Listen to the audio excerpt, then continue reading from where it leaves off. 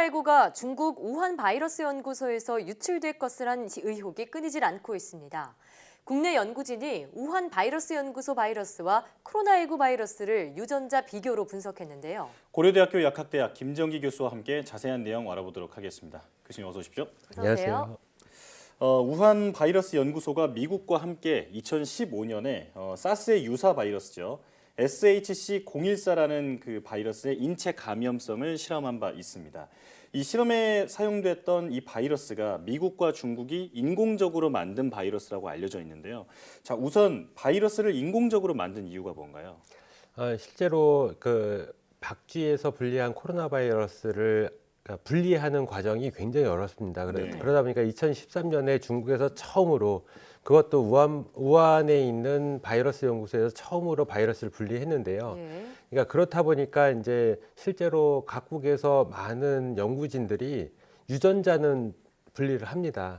근데 바이러스를 분리하는 게 어렵다 보니까 유전자 분석을 통해서 많이 보고가 돼 있는데 실제로 2013년도에 우한 바이러스 연구소에서 처음으로 바이러스를 분리를 해가지고 보고를 해서 네이처라고 하는 굉장히 좋은 논문에 보고를 한 바가 있습니다. 그러니까 이렇게 바이러스를 분리하는 연구를 하는 이유가 사스와 마찬가지로 박쥐에서 주로 이런 바이러스가 비롯되기 때문인가요?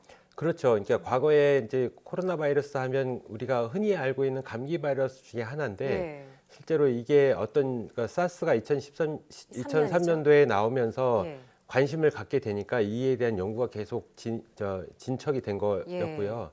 그러니까 그런 일환으로 중국에서 계속 박쥐에 대한 연구를 지속했던 걸로 알고 있습니다. 그래서 고려대에서 이번에 SH014 바이러스와 현재 코로나19 바이러스 유전자를 직접 비교 분석했다고 알고 있습니다. 우선 어떤 방법으로 두 바이러스를 비교하셨나요? 근데 그 유전자 염기 서열을 분석하는 것은 그렇게 어려운 과정은 아닙니다. 그래서 이제 보고돼 있는 그 유전자 염기 서열을 가지고 비교 분석을 했는데요. 그러니까 지금 코로나19 바이러스하고 현재 과거에 2013년도 이후에 나와 있던 박쥐 코로나 바이러스와 염기서열 분석을 했더니 실제로 이제 세간에 우한에 있는 바이러스 연구소에서 코로나19가 유출되지 않았을까 이런 의문이 계속 제기됐거든요. 그래서 비교 분석을 했더니 한 82% 정도 일치도를 보였고요. 이 정도 수치면 실제로 그 바이러스가 당시에 그 박쥐 코로나 바이러스가 지금 코로나19하고 동일하다라고 보기에는 다소 어려운 부분은 좀 있습니다. 그럼 보통 몇 퍼센트 일치도를 보였을 때 뭐 같은 바이러스다라고 볼 수 있을까요? 제가 개인적으로 보기에는 한 98%에서 99% 정도 일치를 해야지 여기서 유출됐다 이렇게 볼 수 있을 것 같습니다. 하지만 그 바이러스는 현재 코로나19와 일치도가 한 82%에 불과해서 같은 바이러스라고 볼 수는 없다 이런 분석이신 것 같은데요. 자, 그런데 이 우한 바이러스 연구소에서 보유한 바이러스가 이것 외에, 그러니까 조사 대상으로 삼은 그 2015년도 바이러스 외에 더 있을 가능성도 있지 않나요?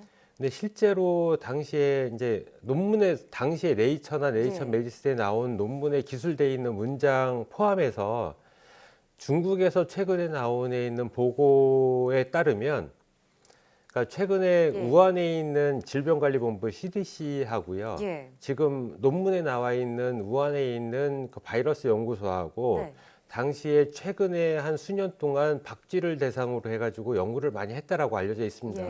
그리고 심지어 이거는 과학적으로 검증은 안 됐지만 실제로 연구에 참여했던 사람들이 박쥐의 공격을 당해서 물리기도 했다라는 보고도 있습니다. 그러니까 이러한 과정에서 실제로 2013년도나 아니면 15년도에 나와 있는 논문에 나와 있는 그 바이러스 이외에도 상당히 다른 바이러스들이 실제로 공존했을 가능성이 있고 여기가 실제로 그게 화난 시장하고 그렇게 멀지 않거든요. 그 바이러스 연구소가요. 그렇다 보니까 이게 실제로 화난 시장에서 어떤 박쥐를 먹었거나 접촉을 했거나 이런 과정뿐만 아니라 당시에 그 우한에 있는 CDC나 아니면은 바이러스 연구소에서 유출될 가능성도 있다라는 그런 개연성을 배제할 수는 없다 이렇게 생각을 하고 있습니다. 그렇군요. 어쨌든 조사 대상으로 삼은 바이러스는 2015년도에 만들어진 SH014라는 그런 바이러스입니다. 지금 코로나19가 발생된 게 2020년, 19년이라는 걸 비교해 보면 한 5년 정도의 시간이 지난 건데 혹시 그 5년 전의 바이러스가 5년이라는 시간이 지나는 동안 좀 돌연변이를 일으켜서 현재의 바이러스가 됐을 가능성은 없을까요? 완전히 배제할 수는 없습니다. 예. 과학적으로 80%대의 일치도를 보이는 게 거의 100%로 갈 가능성은 그렇게 많지는 않습니다. 아, 그러니까 예. 실제로 그 당시에 논문에 나와 있는 바이러스가 이렇게 변이를 해서 유출될 가능성이 있다라는 거는 가능성 굉장히 낮을 걸로 보고 있고요. 예. 뭐 저뿐만 아니라 세간에서 우려하는 것처럼 당시에 다른 박쥐에 있는 다른 바이러스들이 접촉을 통해서 유출될 가능성은 완전히 배제할 수도 없다. 근데 네. 이것도 실제로는 검증이 필요한 부분이라 감히 단언해서 이렇게 말씀드리기는 다소 어렵군요. 어렵다 이렇게 네. 말씀드리고 싶습니다. 이 SHC-014라는 바이러스가 그러니까 이제 돌연변이를 일으켜서 지금의 코로나 바이러스가 되기는 좀 어렵다라고 이제 보고 계시는 거고요. 자, 그런데 지금 이제 세계적으로 퍼지고 있는 이 코로나19의 돌연변이에 대해서는 충분히 예측을 할 수 있을 것 같습니다. 지금 아직 발생한 지 2개월 정도긴 한데 코로나19의 앞으로의 돌연변이 그 변화 가능성에 대해서는 어떻게 보고 계신가요?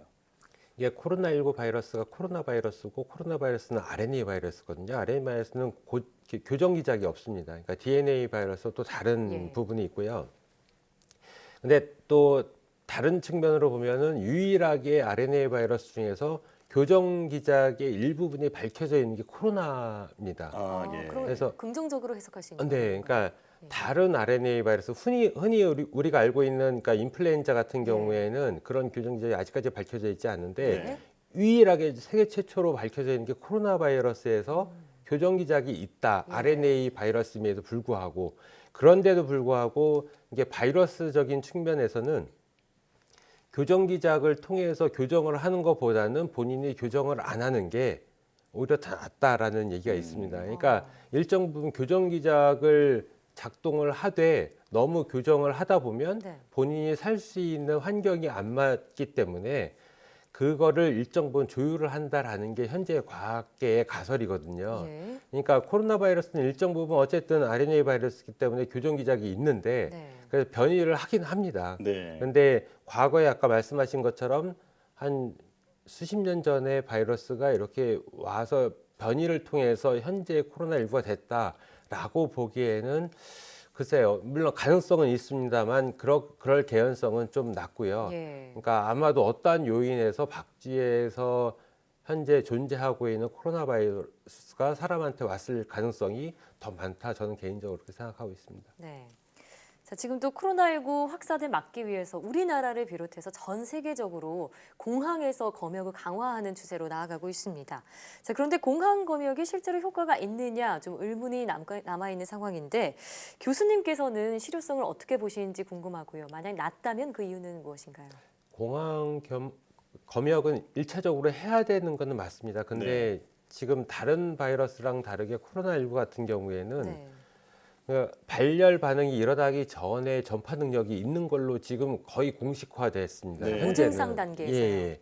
그러다 보니까 이게 실제로 공항에서 발열 반응으로 검역을 하는 게 실효성이 있느냐라는 의문점이 있는데 어찌됐든 간에 그렇다라고 해서 공항 검역을 안 하는 것도 다소 무리가 좀 있습니다. 그래서 네. 일차적으로 공항 검역 하되 이제 다른 부분 지금 말씀드린 것처럼 발열 반응이나 기타 임상 증상이 나오기 전에 어떤 그런 부분을 검역을 하는 게 그런 거에 대책을 세우는 게 우리 보건당국에서 해야 될 일인 것 같고요. 네. 근데 일차적으로는 공항 검역을 안 할 수는 없을 거다 이렇게 생각을 하고 있습니다. 네. 네. 자, 그렇다면 지금 하고 있는 이 공항 검역에 대해서는 어느 정도 그 제한이 되는 면이 있긴 하지만 그리고 지금 하고 있는 수준에 대해서는 어떻게 보면은 평가를 하신다면 어느 정도 수준이라고 보시나요?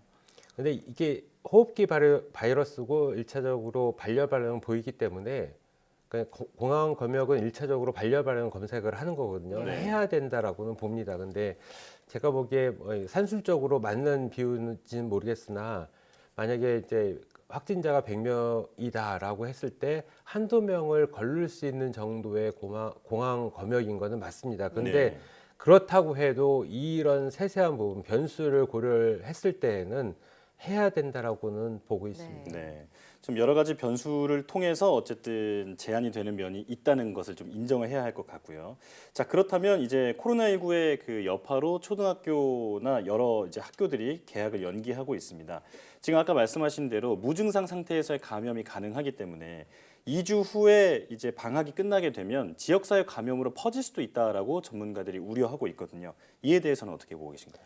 가장 우려스러운 부분이 이제 개학을 한 다음에 어떤 상황으로 발전이 될까? 네. 이 부분은 아무도 예측을 할 수가 없습니다. 근데 이제 그렇다고 해서 이제 유치원 포함해서 초중고등학교를 개학을 계속 늦출 수는 없어요. 그러니까 네. 대학교는 지금 온라인 수업으로 전환을 하고 있거든요. 예. 근데 초중고등학교들은 계속 온라인 강의를 할 수 있는 그런 환경이 안 되고 그렇죠. 제한점이 있다 보니까 이제 여기에서 보건당국이 그리고 교육부랑 협의를 해서 결정을 해야 될 부분이 있긴 한데요. 제 개인적인 의견으로 말씀을 드리면 분명히 개학을 했을 때 어느 학교든 간에 우리나라에서 집단 감염이 발생할 가능성이 굉장히 높다. 이렇게 네. 보고 있습니다. 그래서 이 부분은 보건당국하고 교육부하고 협의를 해서 어떠한 부분에 어떤 그 차관점을 만들어야 되지 않을까 이렇게 생각을 하고 있습니다. 근데 굉장히 가능성은 높고요.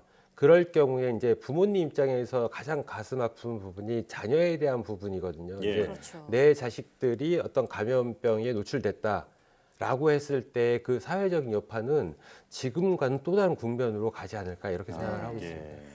교수님께서 말씀하셨다시피 뭐 부모님이 계속 아이를 집에서 돌볼 수는 없는 현실이기 때문에 언젠가는 개학을 해야 합니다. 그렇지만 이 코로나19 집단 감염의 위험성은 존재하고 있다고 말씀해 주셨는데 그러면 이 부모님이나 또 학교, 당국에 당부해야 할 점은 어떤 게 있을까요?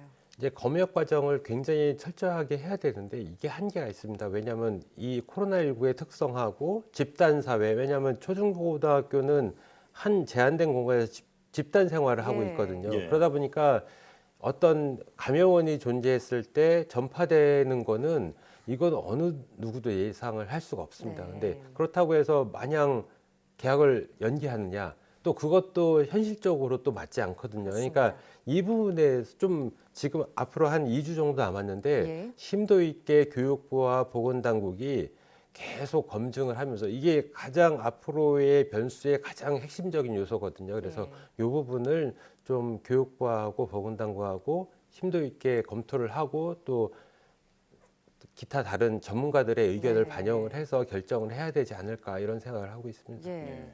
한편 이 구로 콜센터 집단 감염 사태로 정부가 좀 밀집돼 있는 그런 사업장에서의 코로나19 감염을 막기 위해서 가이드라인을 내놓겠다고 밝혔습니다. 예전에 교수님께서 지적하신 뭐 노래방이나 PC방 등 이런 관련 부분도 다 포함된 내용으로 알고 있는데 실효성이 얼마나 있을 거라고 보시나요? 글쎄요, 지금 어떤 사안이 발병했을 때 보건당국이 대처하는 건 좀 늦다고 생각을 하고요. 그러니까 이게 지금 어떻게 보면 약간 공허할 수도 있지만 네. 보건당국에서는 앞으로 발생이 가능할 수 있는 그리고 집단 발병이 가능할 수 있는 요소들을 예. 지금 빨리 찾아야 되는 거거든요. 예를 들면 학교처럼요. 네, 그러니까 지금 아직 학교에서는 나오지 발병이 안 않았죠. 나왔거든요. 예. 그러니까 전문가들이 계속 얘기하는 게 학교가 문제가 있다라고 얘기하는데 그걸 간과하면 나중에 굉장히 위험한 상황이 발생할 수도 있고 네. 그러니까 동전 노래방도 그렇고 PC방도 그렇고 그러니까 이런 발병 사례가 있고 그리고 콜센터도 그렇고 그러니까 이렇게 집단 생활을 하는 데서 계속 문제가 되고 있기 때문에 네. 앞으로의 이런 거에 대한 요소들을 미리 찾아서 선제적으로 대응을 하고 대응책을 마련을 해야지만 실제로 현재는 대구 신천지 건이 완화되는 경향이 있지만 이런 부분을 마저 고려를 해야지 앞으로 우리나라에서 실제로 코로나19가 종식이 되는 그런 결과를 낳을 수 있지 이러한 부분을 관가를 하게 되면 또 다른 제2의 신천지 건이 나올 수도 있다 이렇게 생각을 하고 있습니다. 네. 그러니까 예비적 그리고 또 선제적 조치를 반드시 해야 한다라고 말씀을 해주셨고요. 네. 자, 서울 그 구로 콜센터 집단 감염을 조금 더 들여다 보겠습니다. 마스크를 처음에는 착용했다고 그 직원들이 밝혔지만 나중에 조사를 해보니까 착용하지 않은 걸로 확인이 됐거든요. 그런데 이 마스크를 착용하지 않았기 때문에 이렇게 집단 발병을 한 것인지 아니면 다른 어떤 위생적인 문제가 있지 않았을지에 대해서 궁금합니다. 어떻게 생각하시는지요? 실제로 코로나19의 특성의 문제가 기본적으로 있다고 생각을 하고요. 예. 그러니까 저희 지금 저와 앵커님들 대화하는 이렇게 것도 얘기를 마스크를 나누는 안 거죠. 차고 네. 네네네. 하잖아요.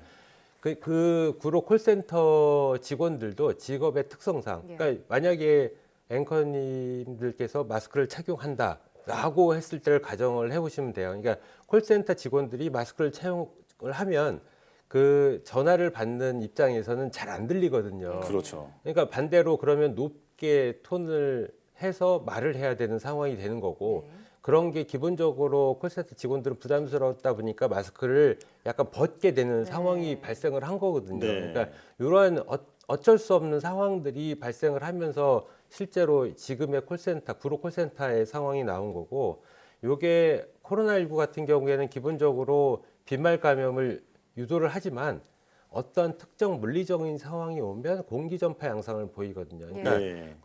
일정 공간에서 다수의 사람들이 감염이 되면 그 비말이 어떻게 보면 공기 감염을 유발시키는 요인이 될 수가 있습니다. 이런 네. 상황이 지금 최근에 짧은 기간 내에 다수의 확진자가 나온 거라고 생각을 하고요. 네. 그러니까 이러한 요소들을 미리미리 생각을 해서 제가 아까 말씀드린 것처럼 보건당국에서는 그런 위험성이 있는 요소들을 미리 선제적으로 파악을 해서 관리를 해야지만 지금의 상황이 안정세를 보이지 않을까 이렇게 생각을 하고 있습니다. 예.